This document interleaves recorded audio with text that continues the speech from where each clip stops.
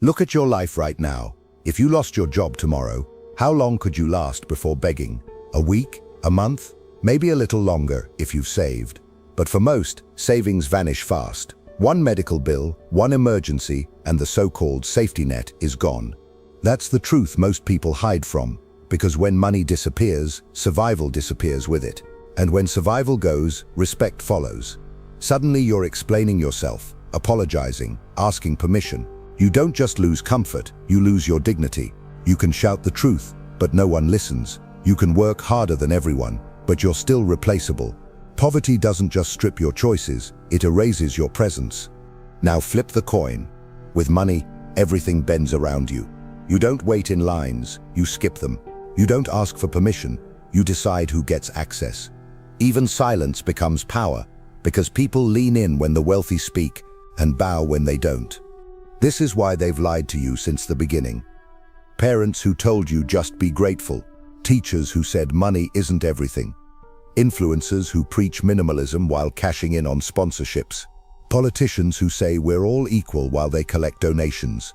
Even friends and family shame you if you dream too big, because your ambition makes their excuses look small. They need you to believe money is greed, money is evil, money doesn't matter, because once you accept that lie, you stay obedient, easy to control. But look at who actually builds wealth. Banks that make money lending out your savings. Corporations that turn every dollar into 10. Governments that print debt while you scramble to pay bills. The wealthy don't work for money, they make money work for them, and history proves it's always been this way. Caesar bought legions with gold. Alexander's empire marched on treasuries, not speeches. Even prophets needed patrons to spread their words. Power has always knelt to money, and it always will. In the next hour, I'll show you why money must be acquired at all costs, why savings alone are never enough, why poverty is nothing but chains disguised as virtue, why even justice and morality bend to the ones who can pay the price.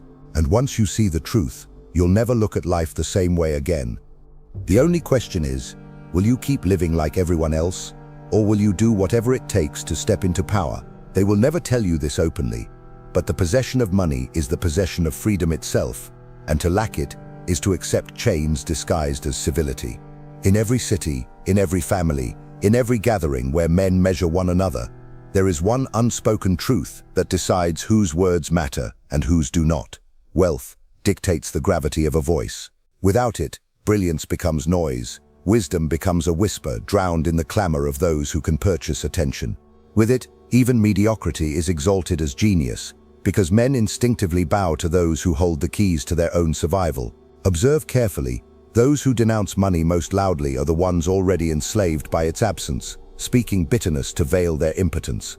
A man who cannot command resources is a man forced into the theater of begging, however politely it is staged. To acquire money, then, is not greed, it is the foundation of sovereignty, the only shield against dependence, humiliation, and silence. The truth is harsh. Money is not merely the medium of exchange, it is the weapon that ensures respect before a word is spoken. It stands as a fortress in negotiations, a silent ally that compels others to bend their pride. A man with wealth never truly enters a room alone. His gold walks before him, clearing the way, softening resistance, and muting insult. Those who scoff at wealth's necessity live in illusions, believing virtue or intelligence alone will suffice in a world that measures survival by accounts and possessions. They forget that even virtue requires bread, even genius requires patronage. Even the voice of prophets is carried farther when financed by those who understand power. Without money, principles wither into poverty's rhetoric, and without money, even the noblest heart is forced to serve ignoble masters. Consider how governments, armies, and even faiths are bound to it. Crowns are not defended by prayers alone, but by soldiers whose loyalty is purchased in coin. Laws are enforced not by morality, but by courts and prisons sustained by budgets.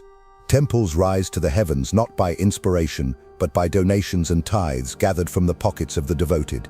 Every structure of power, whether secular or sacred, leans upon money as its hidden foundation. The man who does not secure his own wealth surrenders by default to the designs of others, becoming a pawn in their strategies. He wakes each day reacting to commands, never issuing them, because he has no capital to enforce his will. Poverty is not only the absence of money, it is the absence of leverage, and leverage is the essence of power. The weak console themselves by calling wealth corrupt, but corruption belongs not to money but to the hands that wield it. A blade in the hand of a coward is wasted steel. In the hand of a commander, it becomes destiny. So too with wealth. In the hand of a fool, it vanishes into indulgence, but in the hand of a strategist, it builds empires. The wise man does not reject money. He studies how it moves, how it seduces, how it reshapes the loyalties of men. He acquires it not for the sake of pleasure, but for the authority it grants, the independence it preserves, and the dominion it makes possible. To live without this weapon is to live unarmed in a world where every man is hunting for advantage. Those who embrace poverty as a virtue misunderstand human nature, for even the charitable cannot give without first possessing, and even the spiritual cannot ascend without first being fed. Look upon history's stage and note that those remembered as great did not merely wield swords or ideas, they wielded wealth. Alexander did not march without treasuries. Caesar did not conquer without funding his legions. Merchants and bankers determined the fate of republics as surely as generals. The flow of coin has often dictated where wars were won before the first arrow was released. Even revolutionaries who scorned the rich depended on secret patrons who bankrolled their cause. To pretend otherwise is to blind oneself to the law that governs all affairs. Money is the bloodstream of power, and to command it is to command the body of society itself.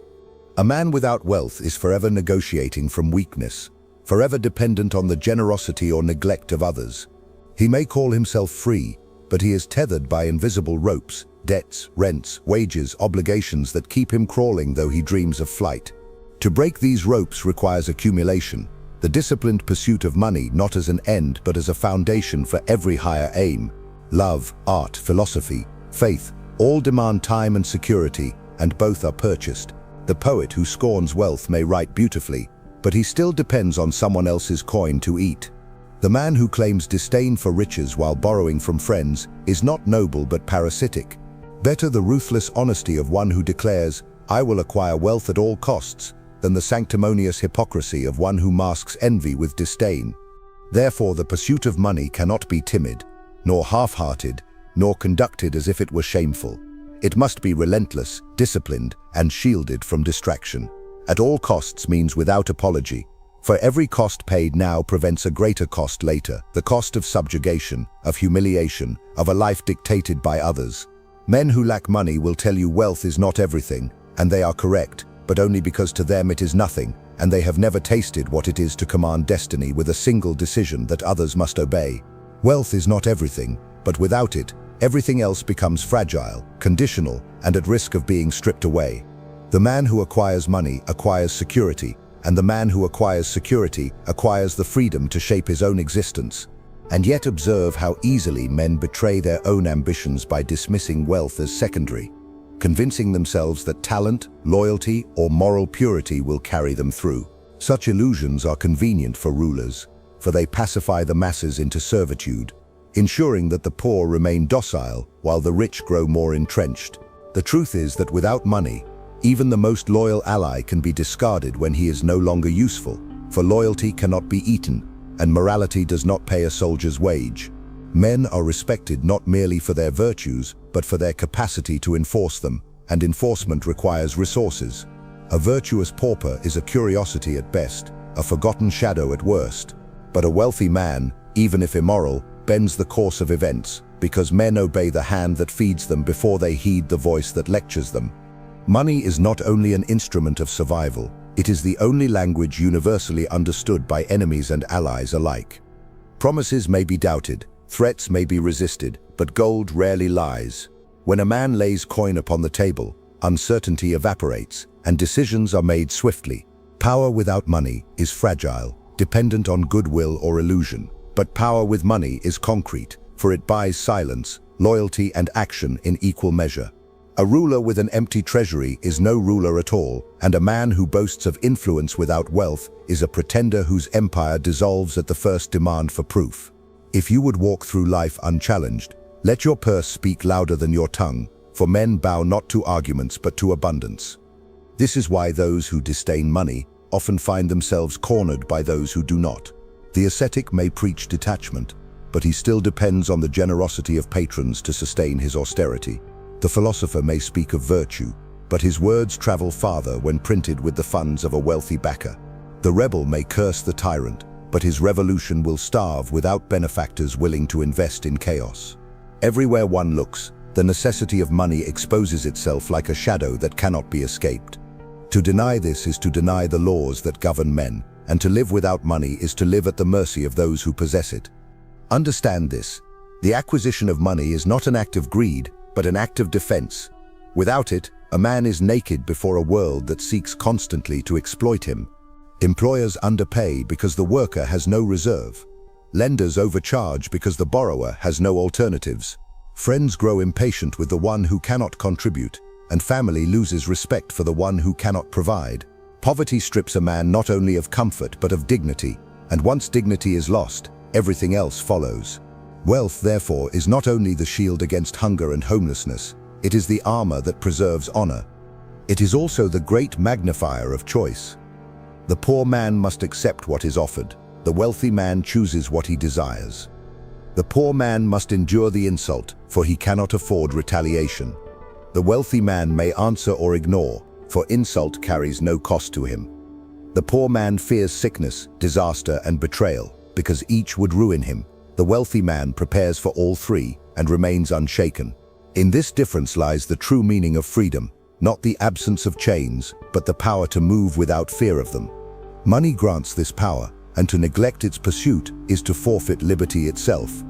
Therefore, when one says at all costs, it is not mere rhetoric. It is a commandment of survival, a recognition that every sacrifice made for wealth is a sacrifice made for autonomy. To toil, to delay pleasure, to endure the scorn of those who mock ambition, all of these are prices worth paying, for their reward is command over one's own life. He who hesitates, who compromises, who accepts the comfort of small wages and the illusion of stability, discovers too late that he has bartered away his future for crumbs. Better the hard road toward riches than the easy road toward dependence, for only one ends in sovereignty. Yet one must see clearly that money is not pursued merely for its accumulation, but for the transformations it compels in the world around the possessor. With it, doors open that remain closed to the poor, alliances form that would otherwise be impossible, and enemies who once sneered are forced into civility. Wealth changes not only how a man moves, but how others move around him. His silence carries weight, his presence commands anticipation, and even his absence is felt like a pressure in the air. This is the unspoken authority money creates, a magnetism that bends social reality without needing to announce itself. Men mistake this for charisma, for intelligence, for destiny, but strip away the gold and watch how quickly their reverence evaporates. This is why rulers hoard treasuries as zealously as generals sharpen their blades. For money fuels more than survival. It fuels expansion, conquest, and legacy. No city is built on virtue alone. No dynasty is preserved by goodwill. It is silver that lays the stones, gold that pays the architects, and wealth that secures the heirs. Even glory itself must be financed, for statues require sculptors, songs require patrons, and victories require armies fed and clothed. Without money, ambition collapses into dreams deferred, noble but impotent, remembered by none.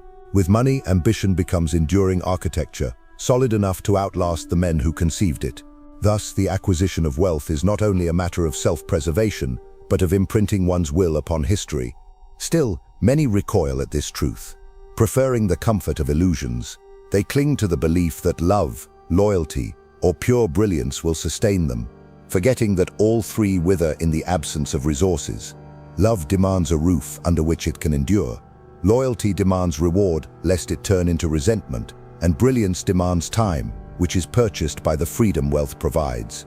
Men who ignore this law soon discover their companions desert them, their passions consume them, and their brilliance is squandered in the exhaustion of daily struggle. Poverty makes beggars of lovers, cynics of friends, and failures of geniuses. Only money prevents this decay, for it feeds every other virtue, allowing them to grow instead of perish. One should not think, however, that money alone guarantees greatness. It must be pursued with discipline, wielded with strategy, and preserved with caution, for as swiftly as it grants power, it can summon ruin to the careless. Many have risen through wealth only to fall by their extravagance, mistaking possession for permanence. Wealth is not a companion to be trusted blindly, but a beast to be mastered, a servant that turns into a master if left unchecked. To acquire money at all costs, then, is not to drown in indulgence, but to sharpen it into a tool, an instrument of freedom, command, and influence. A fool gains riches and becomes their prisoner. A wise man gains riches and turns them into fortresses. See how even those who claim to despise wealth cannot resist its gravity. The moralist rails against corruption while coveting donations for his cause. The artist scorns commerce while begging for patrons. The ascetic denounces gold but thrives on the offerings of others. Every man is touched by money's hand, whether he admits it or not. It is better to grasp this openly and master it than to live in denial and fall prey to those who already have. The pursuit of wealth, then, is not shameful but honest. It is to acknowledge the battlefield as it is, not as one wishes it to be. And in that battlefield, the unarmed man is already defeated. Thus the demand remains clear. To acquire money at all costs is not greed but survival, not indulgence but sovereignty, not selfishness but the recognition that without wealth, no dream survives contact with reality. To lack money is to beg for existence, to endure dependence, to watch one's dignity erode beneath the weight of obligations. To have it is to choose, to command, to endure beyond the whims of others. He who grasps this truth seizes destiny.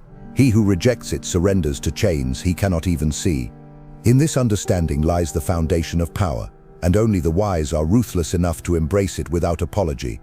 And if one studies carefully the behavior of men, it becomes evident that wealth is the single factor that alters how truth itself is received.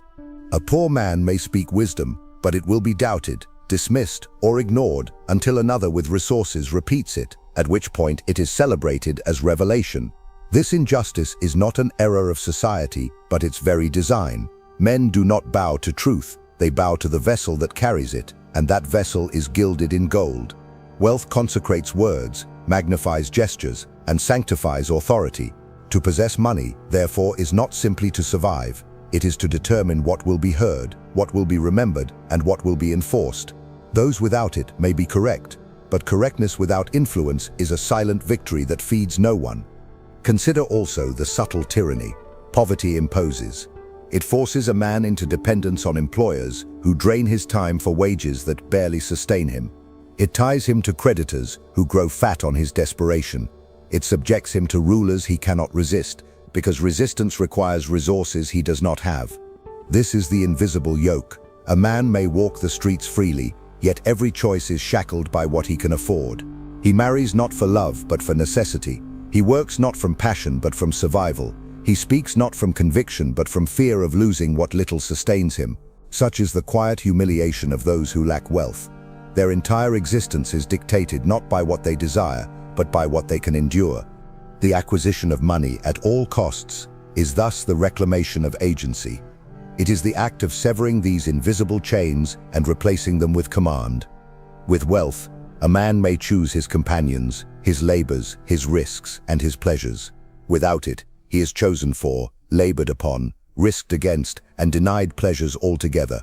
To pretend otherwise is to deceive oneself into passivity. Only the wealthy man speaks with certainty, for certainty comes not from ideals, but from the ability to enforce them. And enforcement again demands resources. Words without money are pleas, words with money are commands. History is merciless in this lesson. Nations that bankrupt themselves, however noble their causes, collapse into obscurity. Generals who march without funds find their soldiers deserting before the battle begins. Philosophers who write without patrons fade into dust, their manuscripts unread, their insights lost. Even prophets whose visions shook the heavens required treasuries, donations, or the wealth of followers to carry their message across borders. Strip away the glamour of ideals, and one finds the same engine humming beneath every triumph: money. It is not glorious, but it is undeniable, and he who denies it condemns himself to irrelevance. But wealth, once acquired, demands vigilance.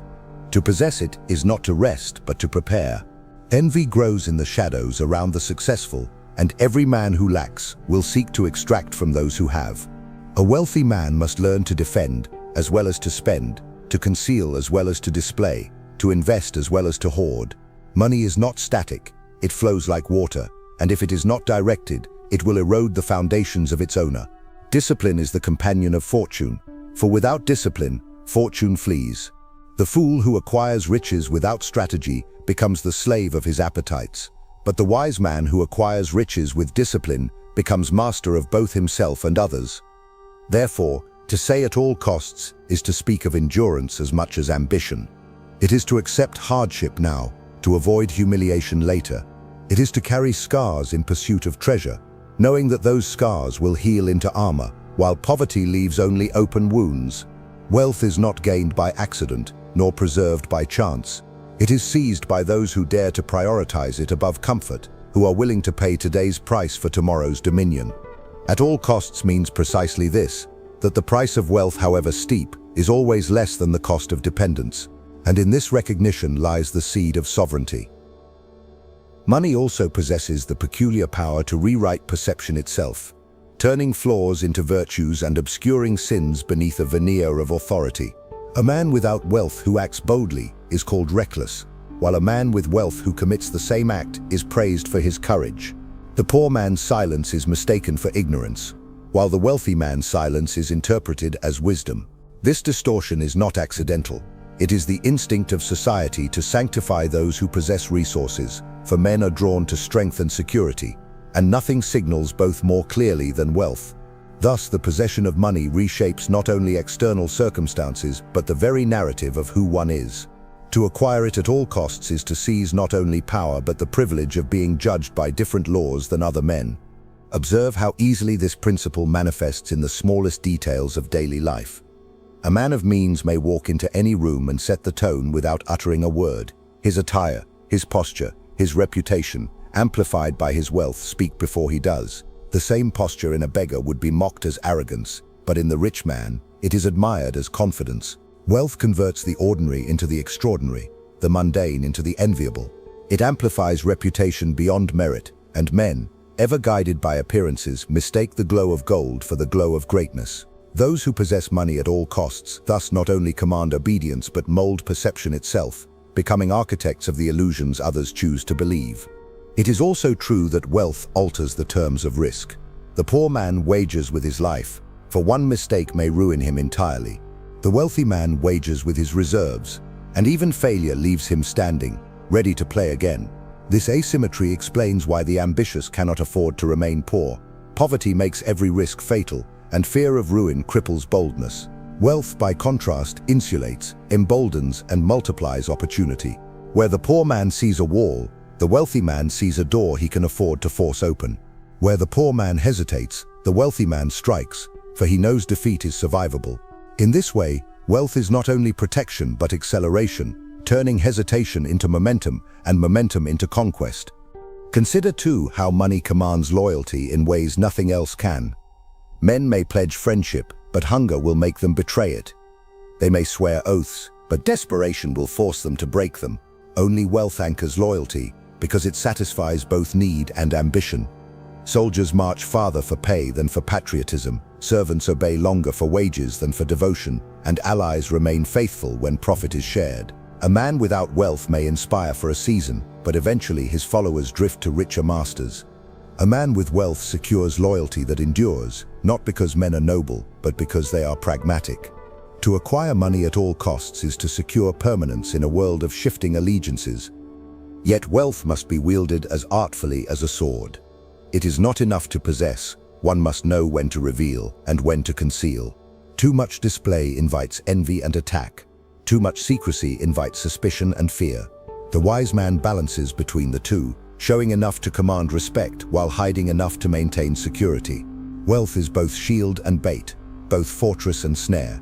The man who fails to master this duality becomes a target, while the man who understands it becomes untouchable. To acquire money at all costs, then, is not to flaunt it recklessly, but to turn it into a silent dominion, a force felt more than seen, respected more than spoken of. In the end, every man must decide whether to accept the humiliations of poverty or to endure the struggles required for wealth. Both demand sacrifice, but only one leads to sovereignty. Poverty asks for your dignity, your freedom, and your choices, and it takes them slowly until nothing remains. Wealth asks for your labor, your focus, and your discipline, but it returns them tenfold as command, respect, and independence. To choose poverty is to choose chains. To choose wealth is to choose dominion. This is why wealth must be acquired at all costs, for the price of not paying is far greater than any burden endured along the way. The pursuit of money also reshapes how time itself is experienced. For the poor man, every hour is a chain, every day a repetition of labor exchanged for survival, with no margin for reflection or creation. His time is sold cheaply, parceled into tasks that enrich others while draining his own vitality. For the wealthy man, time expands because it is no longer consumed by necessity but directed by choice. He may invest hours in strategy, in learning, in pleasures that sharpen his will rather than blunt it. Wealth converts time from a tyrant into a servant, and this transformation is the greatest of luxuries. To acquire money at all costs is therefore to purchase not only freedom of action, but mastery over the rhythm of life itself. This mastery of time grants the wealthy man an advantage in foresight. He is not forced to dwell only on today's hunger or tomorrow's rent, but can cast his vision years ahead, shaping outcomes while others scramble to endure the present. He may prepare for famine before the harvest fails, for war before the first blade is drawn, for opportunity before others even recognize it. Poverty blinds by forcing attention upon the immediate. Wealth illuminates the horizon by granting distance from desperation. Those who lack money believe fortune is sudden, arbitrary, bestowed like lightning from the sky. But those who possess it understand fortune is cultivated like a field, requiring patience, resources, and a span of vision only wealth can secure. See also how wealth magnifies reputation beyond measure. A man who fails in poverty is branded a fool. A man who fails in wealth is excused as daring. A poor man's caution is seen as cowardice. A rich man's caution is seen as prudence. Success with money multiplies itself, for men are eager to believe in the authority of prosperity. Merchants grant credit to the rich with no hesitation, but scrutinize every coin from the poor. Opportunities are offered to the wealthy before the poor even hear of them. Wealth is the proof men crave before entrusting loyalty or chance. To acquire it at all costs is to ensure that one's reputation is not left to accident, but fortified by the universal presumption that abundance implies competence. It must also be said that wealth alters the nature of conflict. A poor man is forced to fight directly, exposed and vulnerable, while a wealthy man wages battle through proxies, contracts and influence, often without lifting a hand. Money buys distance from danger, interposing others between the owner and the hazard. Lawsuits are won not by justice alone, but by the ability to sustain counsel. Political struggles are decided not only by votes, but by who has the means to fund persuasion. Even personal feuds can be redirected when money commands allies willing to absorb the blow. In this way, wealth transforms struggle itself, turning brute survival into a calculated game where the odds are tilted before the contest begins. Yet one must recognize that wealth does not erase envy, it multiplies it. To possess what others crave is to summon their resentment, their plots, their hopes of stripping you of advantage. This is why those who acquire money at all costs must also cultivate vigilance. A fortune without defenses is an invitation to predators, and envy is more dangerous than hunger, for it grows not only among the poor, but among peers who covet one's place. To hold wealth is to hold a throne that must constantly be guarded. Discipline in secrecy, wisdom in alliances, and ruthlessness in response to betrayal are the price of keeping what has been gained. To ignore this truth is to invite downfall, and many who rose quickly through fortune fell just as quickly through negligence. Still, the risks of wealth are preferable to the humiliations of poverty. For while envy threatens the rich, contempt consumes the poor. The world listens to the wealthy even as it plots against them, but it silences the poor even as it pities them. Better to be envied than forgotten. Better to guard treasure than to beg for crumbs. In this, the mandate remains unchanged. Wealth must be acquired at all costs, for its burdens are lighter than the weight of helplessness, and its dangers are nobler than the degradations of need. The rich man may fight to defend his crown, but the poor man never receives one to defend. Wealth also reshapes the very texture of relationships, bending affection, loyalty, and even respect toward those who possess it. A poor man may love sincerely, but his love is often strained beneath the weight of unmet needs, arguments over scarcity, and the humiliation of dependence. A wealthy man, by contrast, enters love from a position of abundance, able to provide security that deepens affection rather than erodes it. Friendship, too, is transformed, for companions rally more eagerly to one who can offer opportunities rather than burdens. Respect follows the same current. The poor man must fight for it with every gesture, while the wealthy man receives it instinctively, often without asking. In this way, wealth is not only a matter of independence but of magnetism. It attracts, binds, and sustains in ways poverty never can. Observe how wealth determines the tone of generosity. When the poor man gives, it is seen as impractical, even foolish, for he sacrifices what little he has. When the wealthy man gives, it is seen as noble, magnanimous, even saintly, because he gives from surplus. Thus money transforms the same act into two entirely different reputations, one mocked, the other praised. Charity itself requires wealth to endure, for a poor man's charity can feed one mouth for a day, while a rich man's charity can sustain generations. This is why even the moralists who curse riches depend on them for their causes. They denounce the rich publicly, while courting their favor privately, for they know the truth they cannot escape. Without wealth, even virtue dies in obscurity. Wealth also determines the kind of freedom one commands in speech. A poor man must weigh every word, for offense may cost him a wage, a favor, or a fragile connection. His tongue is chained by necessity, his opinions stifled by fear of losing the little he possesses. A wealthy man, however, speaks boldly, because no one can easily strip him of his position. He may criticize, command, or provoke, and his wealth shields him from the immediate consequences that silence others. Thus, wealth is not only freedom of body, but freedom of tongue, and he who acquires it at all costs acquires the right to speak without trembling. Consider, too, the difference in legacy. A poor man may labor all his life with dignity, but his death often erases his efforts within a single generation. His children inherit struggle, his name fades quickly, his works are forgotten. A wealthy man, however, extends his reach beyond his grave. His heirs inherit not only his gold but his position, his influence, his unfinished projects. His name is carved in stone, his memory preserved in institutions he built or funded. Wealth alone secures remembrance, for history records not the hungry man's suffering, but the powerful man's mark upon the world. To acquire money at all costs, therefore, is also to wage war against oblivion. Yet one must not mistake wealth for permanence. It is a fire that must be tended, not a monument that stands untouched. Fortunes squandered by foolish heirs vanish as though they never existed, and dynasties collapse when discipline dies with the patriarch. Thus, to acquire money at all costs is only the first victory. The greater challenge is to preserve it across generations.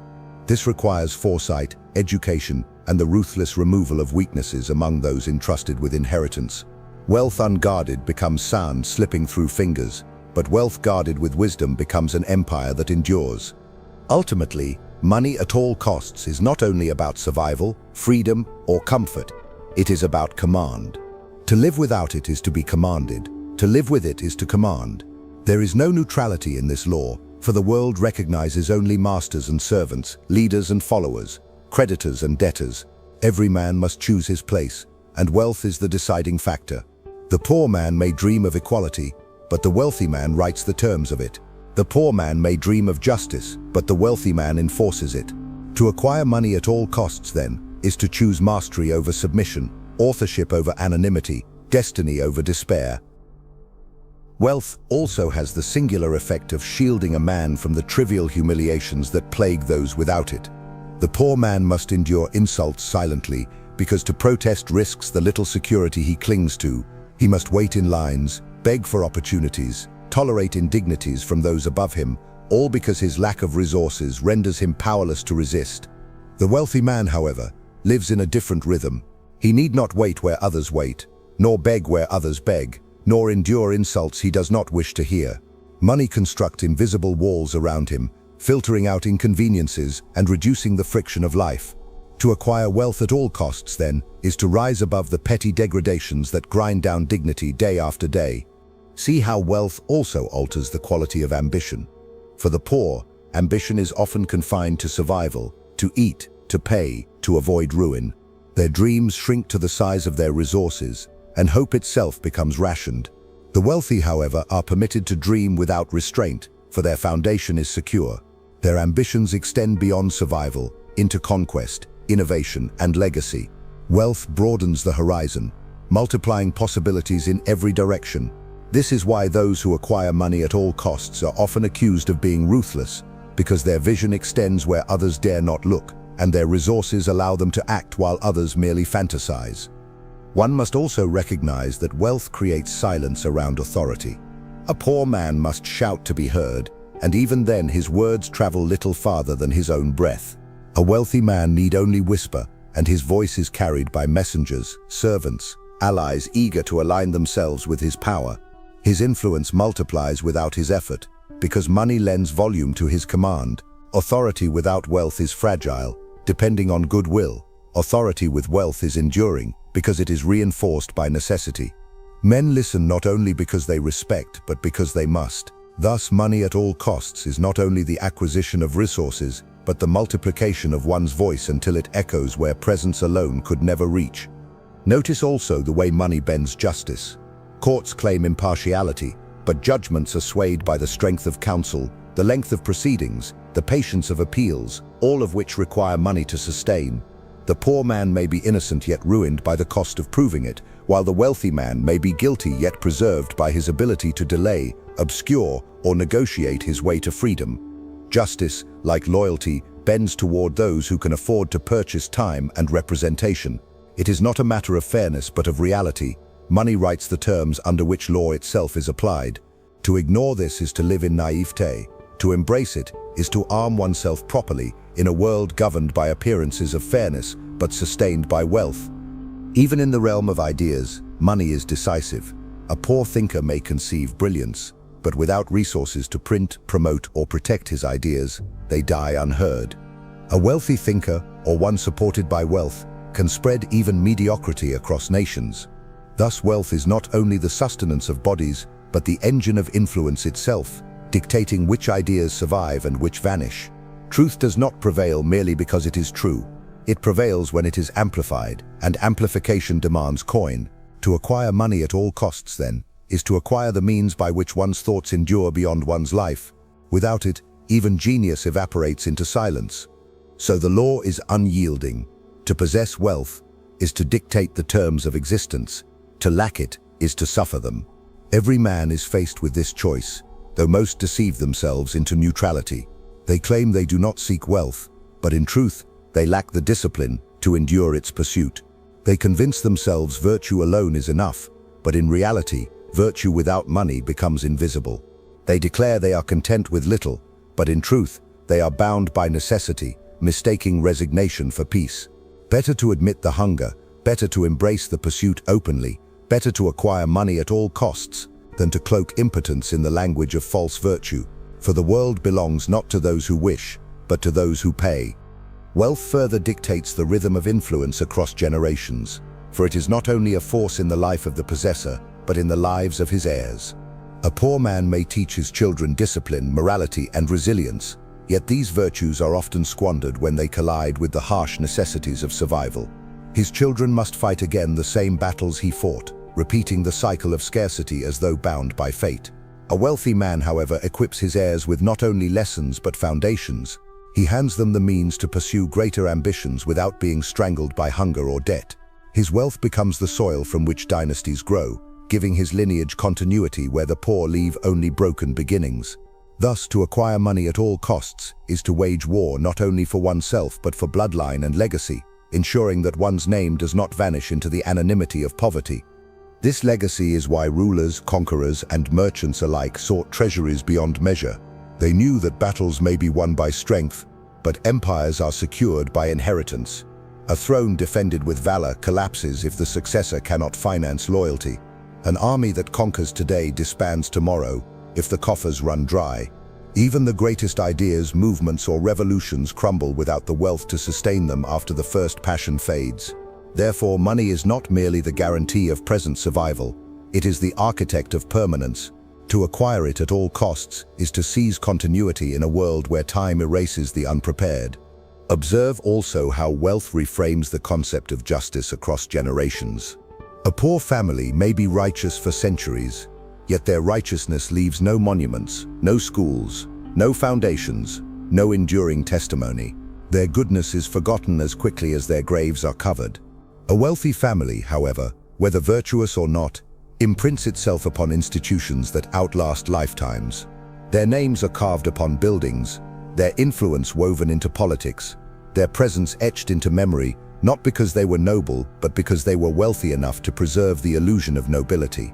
History is not written by the good, nor even by the strong, but by those who possessed the means to commission its telling.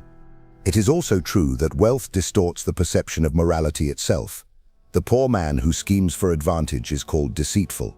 The wealthy man who does the same is praised as shrewd. A poor man's ambition is called desperation. A rich man's ambition is celebrated as vision. Thus, money sanctifies vice when cloaked in abundance, and damns virtue when shackled in poverty. Men judge not by actions alone, but by the results those actions produce, and wealth is the proof that silences doubt. In this way, morality itself bends beneath the weight of money, for men will accept as virtuous whatever the wealthy can afford to defend. Yet wealth's power to distort does not make it false, rather, it makes it necessary. For in a world governed by appearances, the ability to shape appearances is the highest form of truth, and appearances cannot be shaped without resources. The man who insists on living by pure virtue alone soon discovers that without wealth, his virtue dies with him, unrecognized, unpreserved, and powerless to influence the world beyond his grave. To acquire money at all costs is therefore not to betray virtue, but to preserve it, arming it with the resources it needs to survive in a hostile reality. Therefore, those who scorn the pursuit of money betray not only themselves but their descendants. They consign their children to struggle, their names to obscurity, their values to oblivion. To refuse wealth is to refuse continuity, to embrace mortality, not only of the body but of the spirit. The man who acquires wealth at all costs ensures that his will endures beyond his flesh, shaping generations who will never meet him, and in this endurance lies the truest form of power. For the poor man's memory is buried with him, but the wealthy man's shadow stretches long after death. In the final reckoning, wealth becomes the ultimate test of a man's resolve, for it demands clarity of purpose and the courage to endure costs that others flee from. Every sacrifice made in its pursuit, sleep surrendered, comforts denied, friendships strained, transforms into the bricks of independence, while every indulgence avoided spares a man from the humiliation of dependence.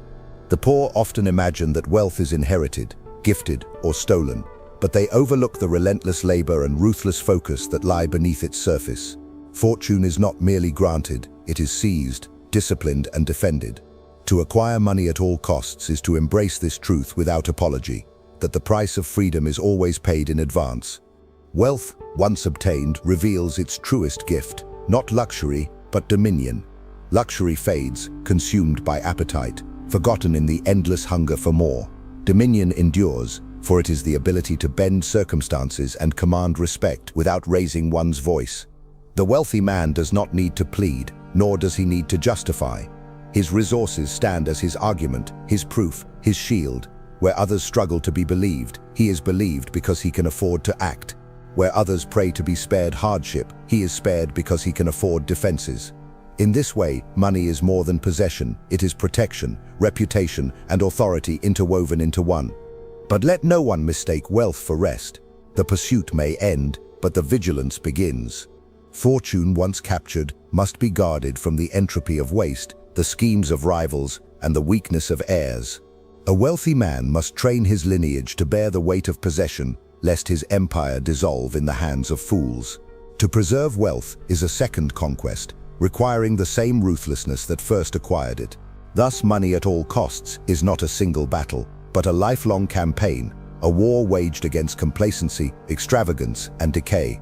Those who forget this law are devoured by the very riches they once celebrated. Still, despite its burdens, wealth remains preferable to the slow suffocation of poverty. Poverty is not merely a condition of the body, but a corruption of the spirit. It bends the proud into servitude, silences the wise into obscurity, and erases the noble into nothingness. Wealth, with all its dangers, at least permits choice. Choice of enemies, choice of allies, choice of destiny. The poor man is forced into paths carved by others. The wealthy man carves his own. To choose poverty is to surrender command. To choose wealth is to seize authorship of one's existence. And authorship is the very essence of power. History itself confirms the mandate. Kingdoms that fortified their treasuries endured, while those that neglected them collapsed despite courage and faith. Leaders who secured wealth are remembered as visionaries. Those who scorned it are remembered as victims. Even prophets and sages, whose words still echo across centuries, did not endure on virtue alone. They were preserved by patrons, by institutions, by treasuries that carried their message forward. Without wealth, even divinity is muted. With it, even mortality achieves immortality. Thus, money at all costs is not only the law of survival, but the secret of remembrance. Therefore, let it be declared, wealth is not greed, but sovereignty. It is not indulgence, but insulation. It is not corruption, but continuity. He who acquires money at all costs accepts the weight of vigilance, the envy of others, the ceaseless demand for discipline. But in exchange, he receives command over time, authority over men, freedom from chains, and the chance to etch his will into eternity. The poor man dies once when his body fails. The wealthy man lives on, for his wealth preserves his shadow across generations. Choose then, not the illusion of virtue without coin, but the truth of power with it. For in the end, only wealth allows a man to rise above circumstance, to master his own fate, and to rule even from the grave. If you've made it this far, it's because a part of you already knows this truth. Poverty is not humility, it is chains. Wealth is not greed, it is freedom. Without it, you will crawl. With it, you will command. Now tell me in the comments, are you ready to pay today's price to escape tomorrow's humiliation? Are you willing to suffer discipline now, so you never bow later? If this message touched you, if it made sense, write in the comments, I choose wealth. Let's see how many here are truly ready to embrace sovereignty at all costs. And don't forget, keep watching the next video. It's important, much more than you imagine. See you there.